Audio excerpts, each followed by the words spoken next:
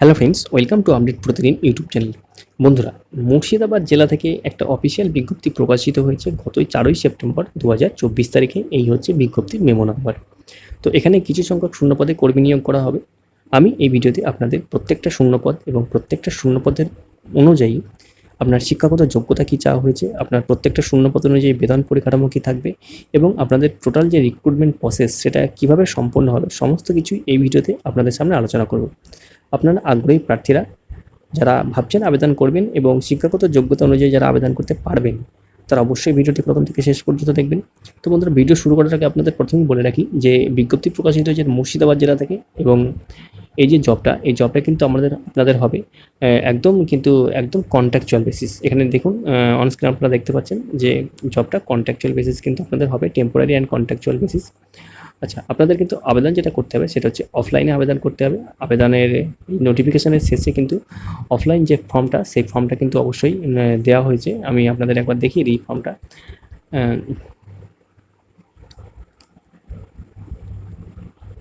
এই হচ্ছে আপনার আবেদনপত্র অফলাইনে।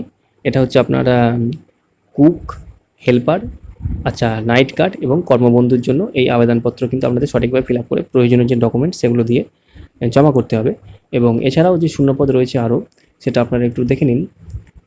এটা হচ্ছে আপনার সুপারিনটেনডেন্ট, আচ্ছা, কেয়ারটেকার এবং ম্যাট্রন পদের জন্য এই হচ্ছে আবেদনপত্র। এই আবেদনপত্র কিন্তু যথাযথ ফিল আপ করে আপনাদের প্রয়োজনীয় ডকুমেন্ট দিয়ে কিন্তু জমা করতে হবে।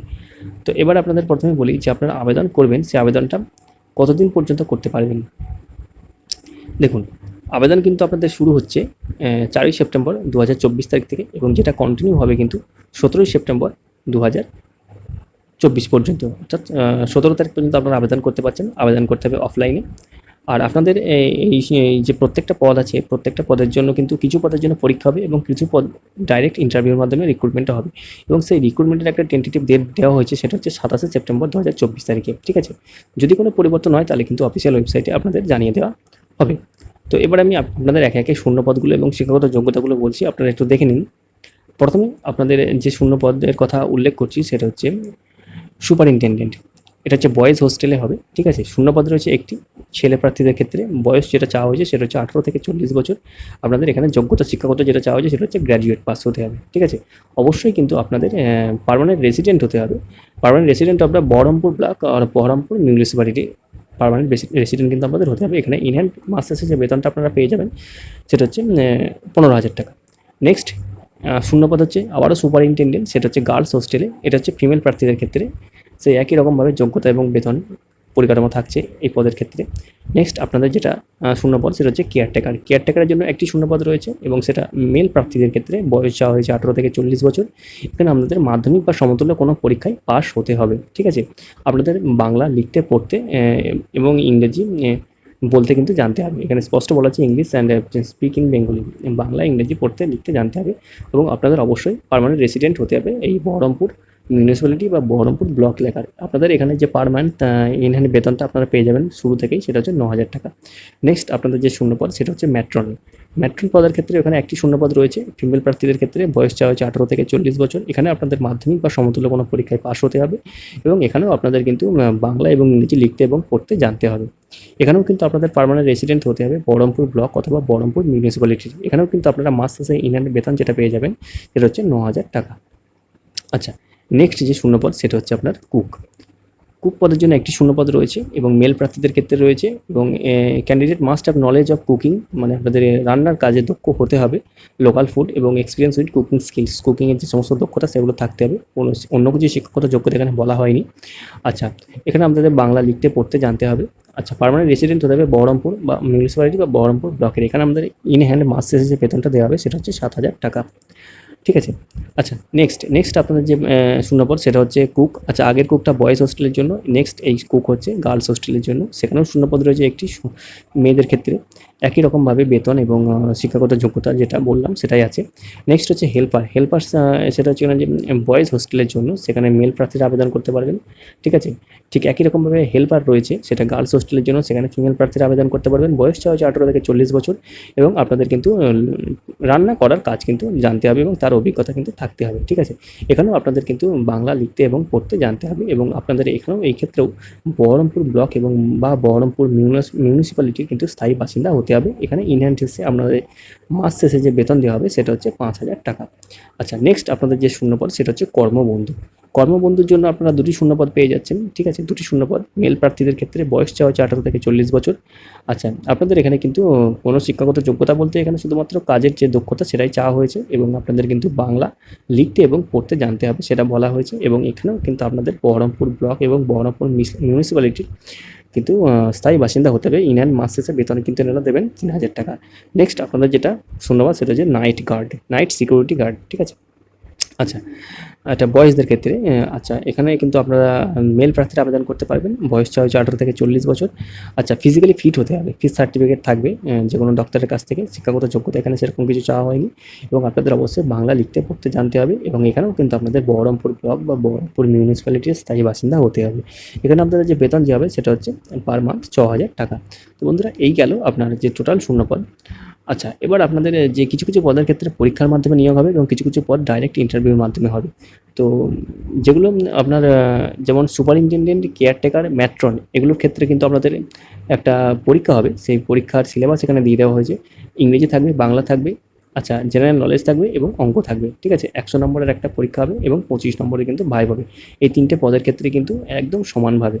নেক্সট আরও যে তিনটে পদ রয়েছে অর্থাৎ কুক, হেল্পার, কর্মবন্ধু এবং নাইট গার্ড, এটা কিন্তু আপনাদের ডাইরেক্ট ইন্টারভিউর মাধ্যমে নিয়োগ হবে এবং আপনাদের প্রত্যেকটা পদের ক্ষেত্রে কিন্তু 25 নম্বরের ইন্টারভিউ হবে। সেই ইন্টারভিউর মাধ্যমে কিন্তু আপনারা নিয়োগটা হবে, ঠিক আছে।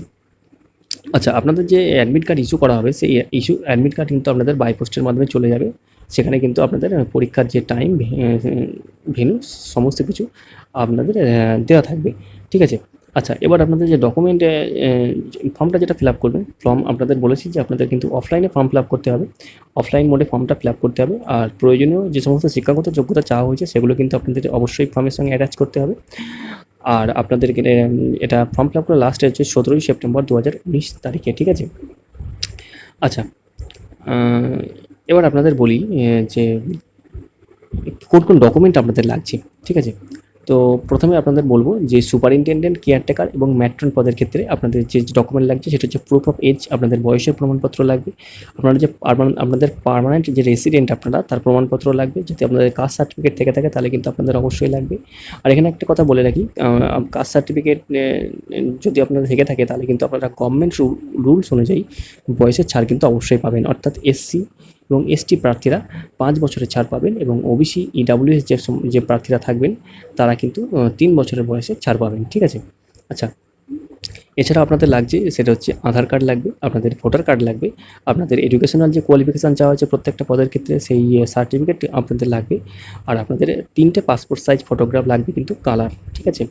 আচ্ছা, নেক্সট আপনাদের যে শূন্যপদ যেমন হচ্ছে কর্মবন্ধু ও নাইট গার্ড এবং হেল্পার এবং কুক, এই পদের ক্ষেত্রে আপনাদের যে ডকুমেন্টগুলো লাগবে সেটা হচ্ছে আপনাদের এজ প্রুফ লাগবে, বয়সের প্রমাণপত্র, পার্মানেন্ট যে রেসিডেন্ট তার প্রমাণপত্র লাগবে, আপনাদের যে কাস্ট সার্টিফিকেট যদি থেকে থাকে সেটা লাগবে, আধার কার্ড লাগবে, ভোটার কার্ড লাগবে, এক্সপিরিয়েন্স সার্টিফিকেট যদি থেকে থাকে অবশ্যই আপনারা দিয়ে দেবেন, না থাকলেও কোনো অসুবিধা নেই, এখানে সেরকম কিছু বলা নেই।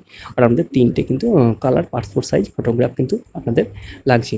তো ফর্ম ফিল আপ করতে গিয়ে আপনাদের এই জিনিসগুলো কিন্তু লাগছে, আমি সবই বলে দিলাম ভিডিওতে। আর এই হচ্ছে আপনাদের যে অ্যাপ্লিকেশান ফর্ম, এই অ্যাপ্লিকেশান ফর্ম কিন্তু আমি এটা হচ্ছে আপনাদের কুক, হেল্পার এবং কর্মবন্ধুর জন্য আপনাদের একটু দেখিয়ে দিই। আচ্ছা, প্রথমে আপনাদের কিন্তু এখানে আপনাদের যে ফটোগ্রাফ সেটা কিন্তু ছাঁটতে হবে। আপনারা যে পদের জন্য অ্যাপ্লাই করবেন সেটা কিন্তু এখানে লিখতে হবে। আপনাদের ব্লক মানে বড় হাতের অক্ষরে এখানে নাম লিখতে হবে, বাবার নাম লিখতে হবে। আচ্ছা, ডেট অফ বার্থ আপনাদের লিখতে হবে, আপনাদের যে প্রেজেন্ট অ্যাড্রেস, ভিলেজ, পোস্ট, ঠিক আছে, ব্লক, মিউনিসিপ্যালিটি, সমস্ত কিছু প্রেজেন্ট অ্যাড্রেস যেটা সেটা কিন্তু আপনাদের এখানে যথাযথভাবে ফিল আপ করতে হবে। আচ্ছা, আপনাদের পার্মানেন্ট অ্যাড্রেস দিতে হবে, অর্থাৎ প্রেজেন্ট অ্যাড্রেস এবং পার্মানেন্ট অ্যাড্রেস যদি এক হয় তাহলে তো কোনো কথাই নেই, একই হবে। আপনাদের এডুকেশনাল কোয়ালিফিকেশান এই ঘরে লিখতে হবে। আচ্ছা, সেটা হচ্ছে আপনাদের সিরিয়াল নাম্বার 1 2 3 4 করে এখানে দেবেন, 1 2 3 4 এরকম করে দেবেন। আচ্ছা, নেম অফ এক্সামিনেশন যেমন হচ্ছে মাধ্যমিক, ঠিক আছে, West Bengal board of secondary education লিখতে বোর্ড লিখতে হবে, West Bengal board of secondary education এখানে লিখতে হবে, কোন ইয়ারে পাস করেছেন সেটা লিখতে হবে, টোটাল কত মার্কসের পরীক্ষা দিয়েছিল লিখতে হবে, কত মার্কস পেয়েছেন সেটা লিখতে হবে, আর কত পার্সেন্ট হচ্ছে সেটা কিন্তু এইভাবে লিখতে হবে। একই রকমভাবে আপনারা লিখবেন মাধ্যমিক, উচ্চ মাধ্যমিক, গ্র্যাজুয়েশন যে যেরকম দিতে চান সেরকম দেবেন, ঠিক আছে। আচ্ছা, আপনারা যদি SC ST OBC সার্টিফিকেট থেকে থাকে তাহলে কিন্তু সেই ঘরে লিখতে হবে, ঠিক আছে। আর আপনাদের কিন্তু সার্টিফিকেটটাও কিন্তু অবশ্যই এখানে দিতে হবে। এক্সপিরিয়েন্স সার্টিফিকেট যদি কোনো কিছু থেকে থাকে তাহলে কিন্তু এখানে দিতে হবে। আচ্ছা, এখানে আরেকবার বলে দেওয়া হয়েছে আপনাদের কোন কোন ডকুমেন্ট এই ফর্মের সঙ্গে অ্যাটাচ করতে হবে, আমি বলে দিয়েছি, আপনারা একবার দেখে নিন। এখানে আপনাদের সিগনেচার করতে হবে, ডেট এবং প্লেস দিয়ে কিন্তু আপনাদের ফর্মটা জমা করতে হবে। নেক্সট একই রকমভাবে আরেকটা ফর্ম রয়েছে, সেটা হচ্ছে আপনার সুপারিনটেনডেন্ট, কেয়ারটেকার, ম্যাট্রন পদের ক্ষেত্রে একইভাবে এখানেও কিন্তু ছবি ছাঁটতে হবে, ঠিক আছে। কোন পদের জন্য আবেদন করছেন সেটা এখানে লিখতে হবে, আপনাদের নাম বড় হাতের অক্ষরে এখানে লিখতে হবে, বাবার নাম এখানে লিখতে হবে, ডেট অফ বার্থ এখানে লিখতে হবে, আপনাদের প্রেজেন্ট এবং পার্মানেন্ট অ্যাড্রেস কিন্তু এখানে লিখতে হবে, ভিলেজ, পোস্ট, মোবাইল নাম্বার যা যা চাওয়া হয়েছে, ব্লগ, পিন, ইমেল সব কিছুই। ঠিক একই রকমভাবে এডুকেশনাল কোয়ালিফিকেশন 1 2 3 4 করে এখানে আপনাদের লিখতে হবে, নেম অফ এক্সামিনেশন লিখতে হবে এই ঘরে, এখানে কোন বোর্ড বা ইউনিভার্সিটি থেকে পাস করেছেন, কোন সালে পাস করেছেন, টোটাল কত মার্কসের পরীক্ষা দিয়েছেন, কত পেয়েছেন, মার্কস পার্সেন্টেজ কত হচ্ছে, একই রকমভাবে সব কিছু দিতে হবে। আপনাদের যদি SC ST OBC সার্টিফিকেট থাকে তাহলে সেটা এখানে দিতে হবে। আচ্ছা, এক্সপিরিয়েন্স সার্টিফিকেট যদি কিছু থেকে থাকে তাহলে অবশ্যই দিতে হবে। আপনাদের যে যে ডকুমেন্ট লাগবে সেটা কিন্তু এখানে আবারও বলে দেওয়া হয়েছে, আমি কিছুতে বলে দিয়েছি, আপনারা দেখে নেবেন। এখানে আপনাদের সিগনেচার করতে হবে, এখানে ডেট এবং প্লেস দিয়ে কিন্তু আপনাদের প্রয়োজনীয় ডকুমেন্টগুলো দিয়ে জমা করতে হবে।